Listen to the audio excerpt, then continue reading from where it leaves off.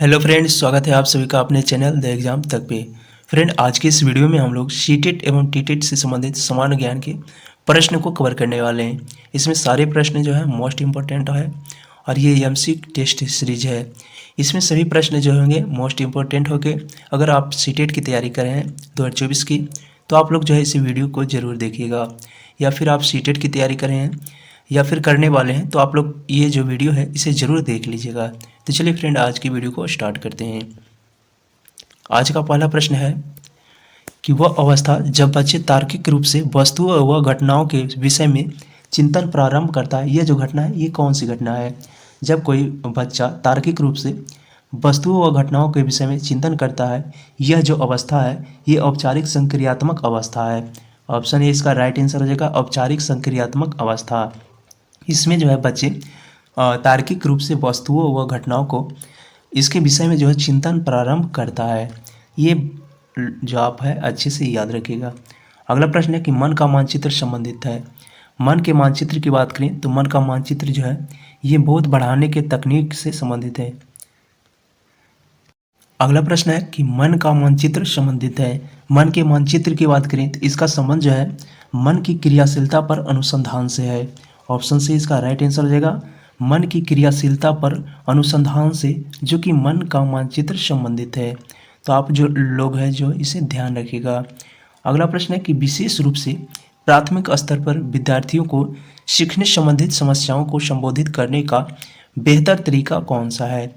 किसी विशेष से प्राथमिक स्तर पर विद्यार्थियों को सीखने संबंधित समस्याओं को संबोधित करने का सबसे बेहतर तरीका जो है, सबसे बेहतर तरीका अक्षमता के अनुरूप विभिन्न शिक्षण पद्धतियों का प्रयोग करना, ये जो है सबसे बेहतर तरीका है।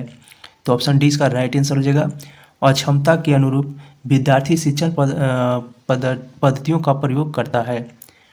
अगला प्रश्न है, प्रश्न नंबर 4 है कि निम्न में से कौन से बच्चे सामाजिक मनोवैज्ञानिक आवश्यकताओं के साथ संबंध नहीं है? सामाजिक और मनोवैज्ञानिक आवश्यकताओं के साथ संबंध की बात करें तो संवेगात्मक सुरक्षा की आवश्यकता, ये जो है सामाजिक मनोवैज्ञानिक आवश्यकताओं के साथ संबंध है। सामाजिक आवश्यकताओं और मनोवैज्ञानिक आवश्यकताओं के संबंध में अगला कथन है कि शरीर से अपशिष्ट पदार्थों का नियमित रूप से बहना, ये जो है सामाजिक मनोवैज्ञानिक आवश्यकताओं के संबंध में ये बात जो है ये गलत है। तो ऑप्शन बी इसका राइट आंसर हो जाएगा। अगला ऑप्शन है कि सान्निध्य की आवश्यकता, ये भी जो बात है ये सामाजिक मनोवैज्ञानिक आवश्यकताओं के अंतर्गत आते हैं। सामाजिक अनुमोदन अथवा सराहना की आवश्यकता, ये करने से जो है बच्चे में सामाजिक मनोवृत्ति की भावना ज़्यादा उत्पन्न होती है। तो ये सारे जो है सही हैं, परंतु शरीर से अपशिष्ट पदार्थों का नियमित रूप से बनना, ये जो है सामाजिक मनोवैज्ञानिक आवश्यकताओं का संबंध में ये जो है कथन गलत है। तो ऑप्शन बी इसका राइट आंसर हो जाएगा। अगला प्रश्न है कि वह कौन सा कथन है जहाँ बच्चे संज्ञानात्मक विकास को सबसे बेहतर तरीके से परिभाषित करता है? संज्ञानात्मक विकास के सबसे बेहतर तरीके से परिभाषित करता है, ये जो है विद्यालय एवं कक्षा पर्यावरण है। विद्यालय एवं कक्षा पर्यावरण में जो है बच्चे संज्ञानात्मक विकास के सबसे बेहतर तरीके को परिभाषित कर सकता है, क्योंकि विद्यालय में जो है उसे जो है एक अच्छी वातावरण क्रिएट होता है, वहाँ पे अच्छे लोगों से मिलते हैं, अच्छे बातें करते हैं। तो विद्यालय और कक्षा परिवार में जो है बच्चे का बेहतर से बेहतर तरीके से संज्ञानात्मक विकास हो पाता है और इसे जो है परिभाषित कर पाता है। अगला प्रश्न है, बच्चे दुनिया के बारे में अपनी समझ का सृजन करते हैं, इसका श्रेय किसको जाता है? बच्चे दुनिया के बारे में अपनी समझ का सृजन करते हैं, ये जो है पियाजे का कथन है। पियाजे, ऑप्शन बी इसका राइट आंसर हो जाएगा। और अगर आप लोग पियाजे को सीटेट की तैयारी कर रहे हैं तो जीन पियाजे को जो है अच्छे तरीके से पढ़ लीजिएगा। इनके जितने भी प्रश्न आते हैं लगभग प्रश्न इन्हीं से आते हैं। तो आप लोग जो है जीन पियाजे के सभी सिद्धांत को अच्छे से पढ़ लीजिएगा, इनसे आने वाले सभी प्रश्न को अच्छे से डिटेल के साथ पढ़ लीजिएगा। अगला प्रश्न है कि शिक्षा के क्षेत्र में पाठ्यचर्या शब्दावली किस की ओर संकेत करती है? शिक्षा के क्षेत्र में पाठ्यचर्या शब्दावली जो है और ये जो है विद्यालय का संपूर्ण कार्यक्रम जिसमें विद्यार्थी प्रतिदिन अनुभव प्राप्त करते हैं, इसके अंतर्गत जो है शिक्षा के क्षेत्र में पाठ्यचर्या शब्दावली का संकेत करते हैं। तो ऑप्शन ए इसका राइट आंसर हो जाएगा, विद्यालय का संपूर्ण कार्यक्रम जिसमें विद्यार्थी प्रतिदिन अनुभव प्राप्त करते हैं। अगला प्रश्न है, निम्नलिखित में से किसने कहा था कि शिशु अपने अपने संसार के बारे में अधिकांश बातें खेल के माध्यम से सीखता है। शिशु और अपने संसार के बारे में अधिकांश बातें जो है ये खेल के माध्यम से सीखता है। ये जो कथन है ये अस्ट्रेंग का है। अस्ट्रेंग ऑप्शन डी इसका राइट आंसर हो जाएगा। अस्ट्रेंग के द्वारा जो है ये कहा गया था कि शिशु जो है अपने और अपने संसार के बारे में अधिकांश बातें खेल खेल के माध्यम से सीख लेता है। ये कथन को आप लोग याद रखिएगा। अगला प्रश्न है कि विकास कभी न समाप्त होने वाली प्रक्रिया है। यह जो विचार किससे संबंधित है? विकास जो है कभी न समाप्त होने वाली प्रक्रिया है। ये जो विचार है ये निरंतर का सिद्धांत है। निरंतरता का सिद्धांत है, निरंतरता का सिद्धांत। ऑप्शन ए इसका राइट आंसर हो जाएगा, निरंतरता का सिद्धांत। अगर आप सीटेट की तैयारी कर रहे हैं तो ये जो क्वेश्चन है मोस्ट इम्पोर्टेंट है और इसमें सारे प्रश्न जो है मोस्ट इम्पोर्टेंट लिए गए हैं। साथ ही ये जो है प्रीवियस ईयर के क्वेश्चन लिए गए हैं। तो आप लोग वीडियो में शुरू से अंत तक जरूर बने रहिएगा। अगला प्रश्न है कि निम्नलिखित में से किस अवस्था में बच्चे अपने समवयस्क समूह के सक्रिय सदस्य हो जाते हैं? किस अवस्था में बच्चे अपने समवयस्क समूह के सक्रिय सदस्य हो जाते हैं? समवयस्क समूह के सक्रिय सदस्य जो हो जाते हैं ये किशोरा अवस्था में बच्चे हो जाते हैं। किशोरा अवस्था ऑप्शन बी इसका राइट आंसर हो जाएगा। और किशोरा अवस्था की काल की बात करें तो इसका काल जो है कहीं कहीं 12 से 18 देता है, कहीं 11 से 18 भी दे देता है। तो ये सारे को जो है आप लोग याद रखिएगा। और बाल्यावस्था की बात करें तो बाल्यावस्था का काल जो है ये 6 से 12 वर्ष का है। तो ये सारे पॉइंट को आप लोग याद रखिएगा। अगला प्रश्न है कि बच्चे के बौद्धिक विकास का 4 विशिष्ट अवस्थाओं की पहचान कीजिए। बच्चे के बौद्धिक विकास में 4 प्रमुख अवस्थाएं हैं। 4 प्रमुख अवस्थाएं की पहचान की गई है। ये जो पहचान की गई है ये किनके द्वारा की गई है? ये जो पहचान की गई 4 अवस्थाएं ये जो है जीन पियाजे जी के द्वारा की गई है। जीन पियाजे के द्वारा अपने बच्चे पे जो है प्रयोग के माध्यम से प्रयोग किए और इन्होंने जो है बच्चे के ऊपर बौद्धिक विकास के लिए 4 अवस्थाओं में विभक्त किए हैं। अवस्थाओं को जो है 4 भागों में विभक्त किए हैं और ये जो पहचान किए हैं ये जीन पियाजे जी ने किए हैं। जीन पियाजे जी से बहुत क्वेश्चन आते हैं तो इन्हें जो है आप लोग अच्छे से पढ़ लीजिएगा। अगला प्रश्न है कि वह स्तर जिसमें बच्चे किसी वस्तु एवं घटना के बारे में तार्किक रूप से सोचना शुरू करता है, किसने कहा था कि वह स्तर जिसमें बच्चे किसी वस्तु एवं घटनाओं के बारे में तार्किक रूप से सोचता है यह जो है किस अवस्था में होता है? ये जो है जीन पियाजे जी के द्वारा कहा गया था और ये जो है मूर्त क्रियात्मक अवस्था में होता है। मूर्त क्रियात्मक अवस्था जो कि ऑप्शन बी इसका राइट आंसर हो जाएगा। मूर्त क्रियात्मक अवस्था में जो है बच्चा किसी वस्तु एवं घटना के बारे में तार्किक रूप से सोचता है। अगला प्रश्न है कि विद्यार्थियों को विद्यालय में खेलना क्यों उचित है? विद्यार्थियों को विद्यालय में खेलना जो है ये सहयोग एवं शारीरिक संतुलन का विकास होता है। इससे जो है विद्यार्थी जब विद्यालयों में खेलते हैं तो इनमें जो है सहयोग एवं शारीरिक संतुलन का विकास होता है। अगला प्रश्न है कि परिवार एक साधन है। परिवार की बात करें तो परिवार एक साधन है। ये जो है अनौपचारिक शिक्षा है। अनौपचारिक शिक्षा में कहा जाता है कि परिवार एक साधन है। अगला प्रश्न है कि एक शिक्षक विद्यार्थियों में सामाजिक मूल्यों का विकास कर सकता है। एक शिक्षक विद्यार्थियों में सामाजिक मूल्यों का विकास कर सकता है। यह जो है आदर्श रूप से जब बर्ताव करता है बच्चे तो उसमें जो है एक शिक्षक विद्यार्थियों को सामाजिक मूल्यों का विकास कर सकता है, यानी विकसित कर सकता है बच्चे में सामाजिक मूल्य का, जब वो बच्चा आदर्श रूप से बर्ताव करता है तो। अगला प्रश्न है कि एक शिक्षक के लिए सबसे महत्वपूर्ण क्या है? एक शिक्षक के लिए सबसे महत्वपूर्ण विद्यार्थियों की कठिनाइयों को दूर करना है। ऑप्शन सी इसका राइट आंसर हो जाएगा। विद्यार्थियों को कठिनाइयों को दूर करना एक शिक्षक का महत्वपूर्ण कार्य है।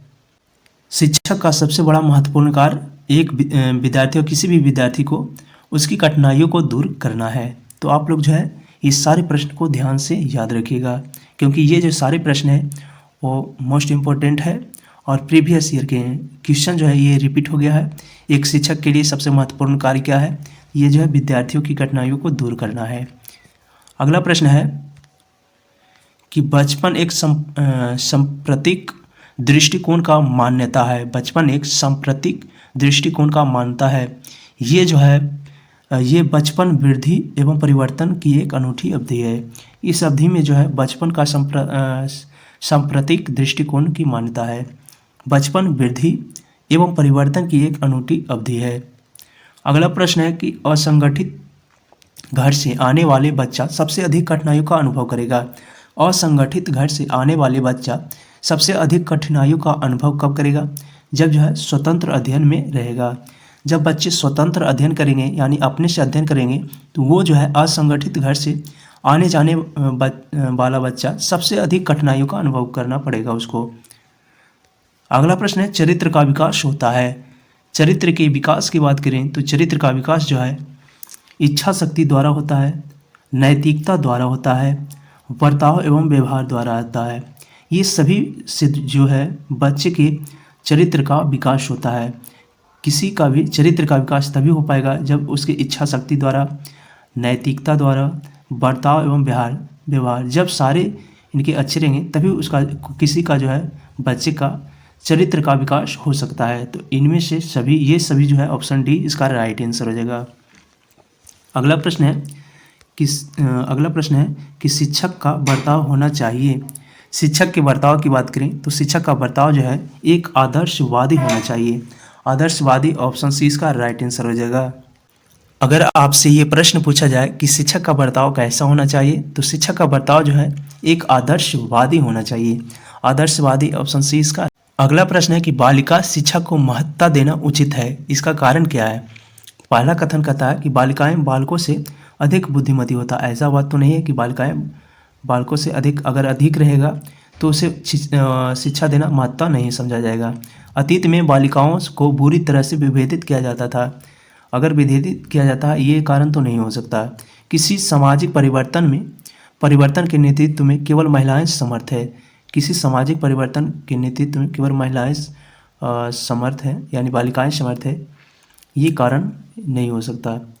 बालिकाएं बालकों से अल्पसंख्यक है पर यह कारण नहीं हो सकता कि बालिकाएं अल्पसंख्यक है तो उसे महत्ता देनी चाहिए।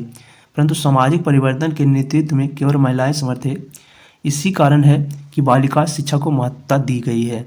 अगला प्रश्न है यदि कोई विद्यार्थी आपका सम्मान नहीं करता है तो आप क्या करेंगे? यदि कोई विद्यार्थी आपका सम्मान नहीं करता है, आप एक शिक्षक हैं और कोई विद्यार्थी आपका सम्मान नहीं कर रहा है तो आपको जो है उसे डांटना नहीं चाहिए, उसको उसकी अपेक्षा नहीं करेंगे और परीक्षा में कम अंक देंगे, ऐसा बात नहीं है। ये सभी नहीं करना चाहिए। अगर आपको विद्यार्थी सम्मान नहीं करता तो ये सब बात नहीं करना चाहिए क्योंकि शिक्षक का गुण ये नहीं है। तो इनमें से कोई भी नहीं, ऑप्शन डी इसका राइट आंसर हो जाएगा। अगला प्रश्न है निम्नलिखित में से किस स्तर में बच्चे अपनी समकक्षी वर्ग की सक्रिय सदस्य बनते हैं? बच्चे समकक्षी वर्ग के सक्रिय सदस्य जो बनते हैं इनकी जो अवस्था है ये किशोरावस्था में बनते हैं। किशोरावस्था ऑप्शन ए इसका राइट आंसर हो जाएगा। और किशोरावस्था की बात करें तो इसका कार्य जो होता है 12 से 18 वर्षों का होता है, कहीं कहीं 11 से 18 वर्षों का देता है।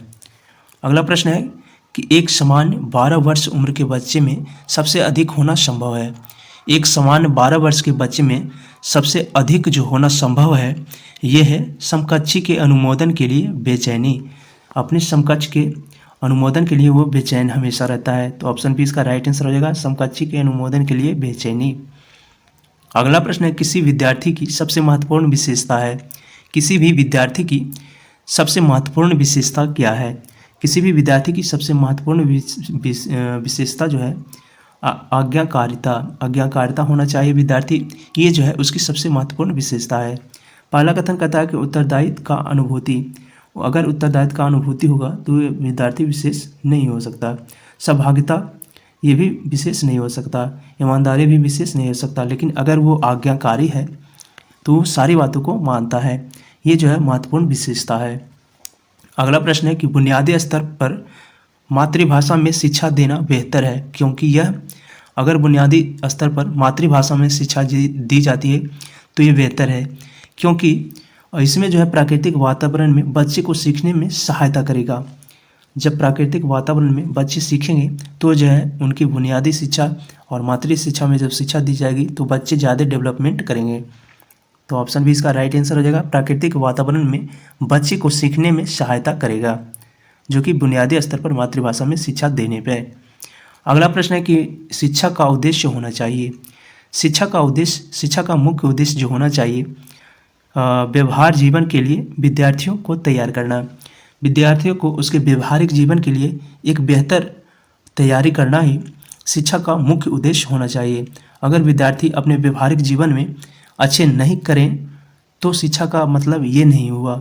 शिक्षा का मतलब ये हुआ कि व्यक्ति को ऐसी शिक्षा दी जानी चाहिए जो उसके व्यवहारिक जीवन में एक बेहतर जीवन जी सके और अपना जीवन जो है एक बेहतर तरीके से चला सके।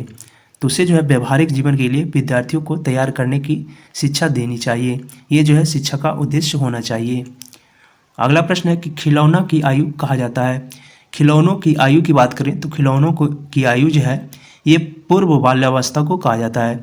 पूर्व बाल्यावस्था को जो है खिलौनों का काल कहा जाता है। और पूर्व बाल्यावस्था ऑप्शन ए इसका राइट आंसर हो जाएगा, पूर्व बाल्यावस्था। अगला प्रश्न है निम्नलिखित में से कौन सी पूर्व बाल्यावस्था की विशेषता नहीं है। पूर्व बाल्यावस्था की विशेषता की बात करें तो पूर्व बाल्यावस्था की विशेषता जो है दल या फिर समूह में रहने की अवस्था है। बच्चे पूर्व बाल्यावस्था में जो है वो अपने दल के साथ रहते हैं, वो अपने समूह के साथ रहना पसंद करते हैं। प्रश्न करने की अवस्था, उसमें जो बालक है जब वो पूर्व बाल्यावस्था में रहता है तो अधिक से अधिक प्रश्न करते हैं। सबसे ज़्यादा वो प्रश्न करने पे ध्यान देते हैं, ना कि वो उत्तर देने पे ध्यान देते हैं। वो इसीलिए पूर्व बाल्यावस्था में जो है बच्चे अधिक से अधिक प्रश्न टीचर से करते हैं। अनुकरण करने की अवस्था, इसमें जो बच्चे हैं वो करके सीखते हैं, दूसरों को अनुकरण करते हैं, यानी दूसरे को जो है कॉपी करते हैं। ये हुआ अनुकरण करने की अवस्था। तो इसका राइट आंसर जो है खेलने की अवस्था। ये जो बात है ये विशेषता गलत है। बच्चे इसमें खेलते हैं, ये जो है पूर्व बाल्यावस्था की विशेषता नहीं है। तो ऑप्शन बी इसका राइट आंसर हो जाएगा खेलने की अवस्था। अगला प्रश्न है उत्तर बाल्यावस्था में बालक भौतिक वस्तुओं के किस आवश्यक तत्व में परिवर्तन समझने लगता है। उत्तर बाल्यावस्था में बालक भौतिक वस्तुओं को जो है द्रव्यमान और संख्या, इन तत्वों में परिवर्तन समझने लगता है। जब बच्चा उत्तर बाल्यावस्था में पहुंच जाता है तो वो जो है किसी भी भौतिक वस्तुओं को उसके तत्व में परिवर्तन समझने लगता है, उसके द्रव्यमान और उसकी संख्या में जो है अंतर समझ पाता है। तो ऑप्शन बी इसका राइट आंसर हो जाएगा, द्रव्यमान और संख्या में परिवर्तन कर पाता है। फ्रेंड, अगर वीडियो आपको अच्छी लगी तो आप लोग चैनल को सब्सक्राइब कर देंगे, क्योंकि आज के इस वीडियो में जो है हमने टोटल 30 प्रश्न को ही लिया था। और अगर वीडियो आपको अच्छी लगी तो आप लोग लाइक कर देंगे और चैनल को सब्सक्राइब कर देंगे, साथ ही शेयर कर देंगे। जितने अधिक से अधिक बच्चे जुड़ेंगे उतने जो है प्रैक्टिस सेट कराया जाएगा और अधिक से अधिक बेहतर तरीके से कराया जाएगा। तो आप लोग जो है अधिक से अधिक शेयर करेंगे। चलिए तो फ्रेंड, अब हम लोग अगले वीडियो में मिलेंगे। आज के लिए इतना ही। जय हिंद।